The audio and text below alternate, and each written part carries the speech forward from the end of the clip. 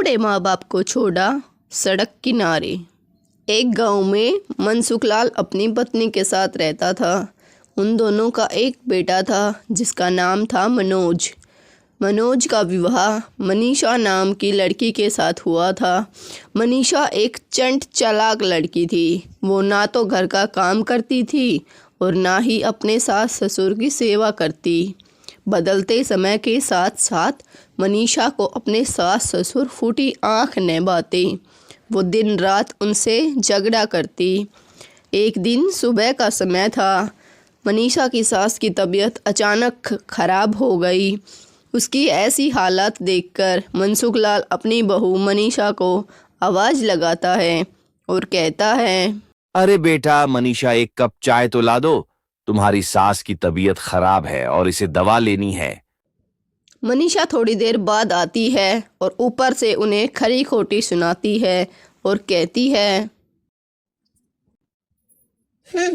पता नहीं इस आफत से कब मेरा पीछा छूटेगा और मैं चैन की सांस लूंगी। जैसे तैसे करके वो एक कप चाय तो देती मगर बहुत सारे ताने सुना कर देती। अब मनसुखलाल अपनी पत्नी से कहता है, देखो कितनी मेहनत करके हमने अपने बच्चों को पढ़ाया लिखाया, लेकिन अब बहू हमारे लिए हमारा कुछ नहीं करती है। हमें एक कप चाय भी देकर वह खुश नहीं है। अब हम बूढ़े आदमी बेचारे क्या करें, कहाँ जाएं और किससे कहे अपना दुख। देखो जी, आप हमारी बहू को कुछ मत कहा करें। अगर हमारे बेटे को पता चला तो हमारे बेटे का घर तहस नहस हो जाएगा। हाँ हाँ, पता चलने दो, एक दिन तो पता चलकर ही रहेगा। फिर एक दिन मनसुखलाल का बेटा मनोज ऑफिस से घर आता है। तब मनसुखलाल अपने बेटे से कुछ बातें करने की सोचता है। सुनो बेटा, मुझे कुछ पैसे दे दो। मुझे तुम्हारी माँ का इलाज कराना है क्योंकि वह बहुत ज्यादा बीमार है। पिताजी, मेरी माँ को कुछ नहीं होगा। छोटी सी बीमारी है और जल्द ही ठीक हो जाएगी। ज्यादा पैसे खर्च करने की जरूरत नहीं है। लेकिन मनसुखलाल नहीं मानता और उससे पैसे मांगता है। तभी वह मनोज से कुछ पैसे लेकर अपनी पत्नी को उसका इलाज कराने के लिए ले जाता है, जहां डॉक्टर उसे बताते हैं कि उसकी पत्नी जल्द ही ठीक हो जाएगी। और वह अपनी पत्नी को साथ लेकर घर वापस आ जाता है। घर आकर वह अपनी बहू मनीषा को आवाज़ लगाता है, मनीषा बेटा, जरा कुछ खाना ले आओ। तुम्हारी सास को कुछ खाना खिलाना है। देखो उसकी तबीयत ज्यादा खराब है। खाना पीना बहुत ज्यादा जरूरी है। अगर तुमने खाना बना लिया है तो जल्दी ले आओ, वरना इसकी तबीयत ज्यादा बिगड़ जाएगी। तभी मनीषा भड़कती हुई आती है। एक तो तुम बूढ़ा बूढ़ी दिन भर कुछ काम नहीं करते हो, ऊपर से फिर तुम्हें हर 1-2 घंटे के बाद कुछ खाने को चाहिए होता है। मैंने अभी तक खाना नहीं बनाया है और जब बनाऊंगी तब ही खाना मिलेगा, तब तक नहीं मिलेगा। अब बैठे रहो चुपचाप। इतनी बात सुनकर दोनों बेचारे चुपचाप बैठे रह जाते हैं।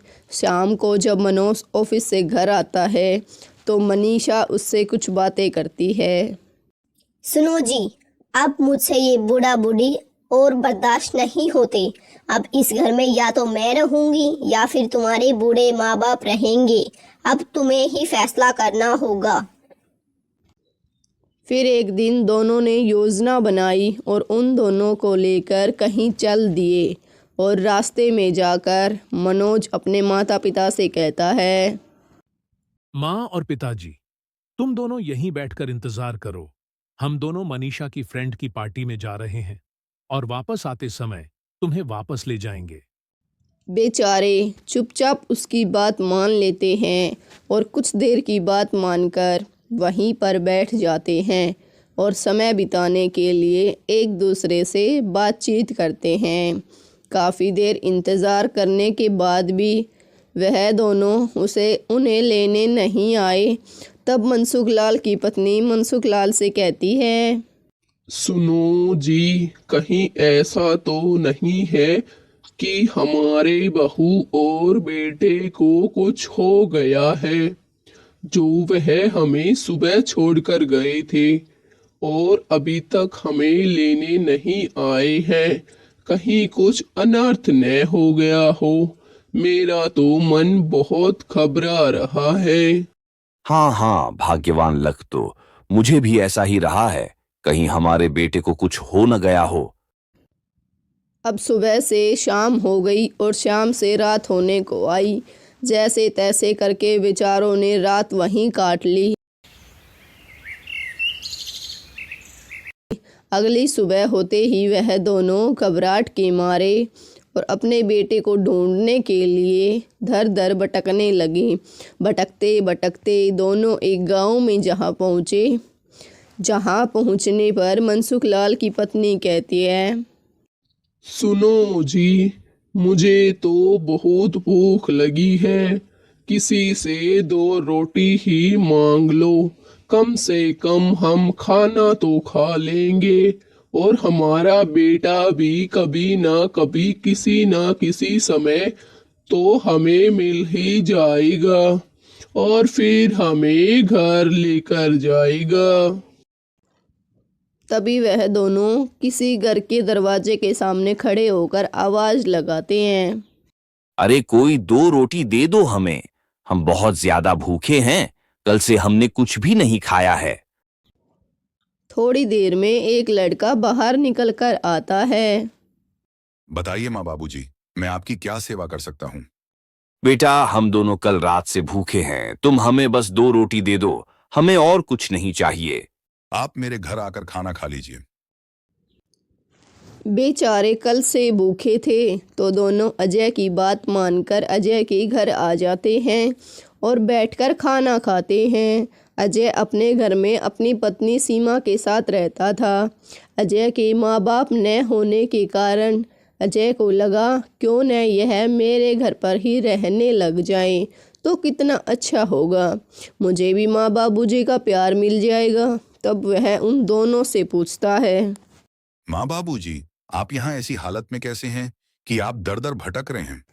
उसकी इतनी बात सुनकर मनसुख लाल अपनी सारी बातें अजय को बताता है।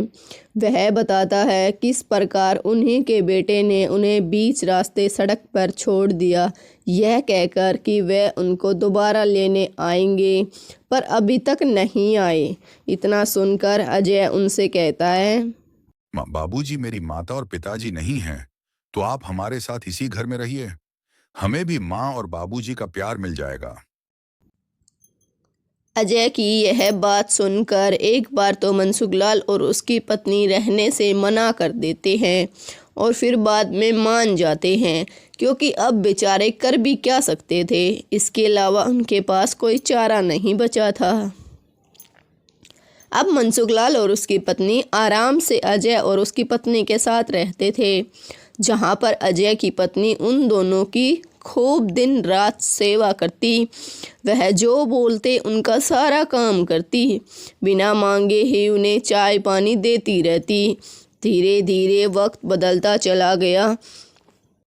एक दिन शाम के समय अजय अपनी पत्नी सीमा से कहता है, देखो भाग्यवान, हमारे घर बेटे के जन्मदिन की खुशी में मैंने अपने एक दोस्त को घर बुलाया है, तो कल तुम उनके लिए कुछ अच्छा सा खाना बना देना। हाँ हाँ, बना दूंगी। भला मैंने क्या आपकी बात कभी टाली है जो आज टालूंगी। अगले दिन शाम को अजय का दोस्त अपनी पत्नी के साथ मेहमान बनकर घर आता है। तब वह घर आता है तो हैरान हो जाता है, जहाँ सामने पर सोफे पर उसके ही माता पिताजी बैठे थे, क्योंकि अजय का दोस्त और कोई नहीं बल्कि मनोज और उसकी पत्नी ही थे। यह सब देखकर मनोज को अपनी गलती का एहसास हो जाता है और वह सारी बातें अपने माँ बापूजी को बताता है और उनसे कहता है, माँ बाबूजी, मुझे समझ आ गया है कि माँ बाप के बिना संसार सुना होता है।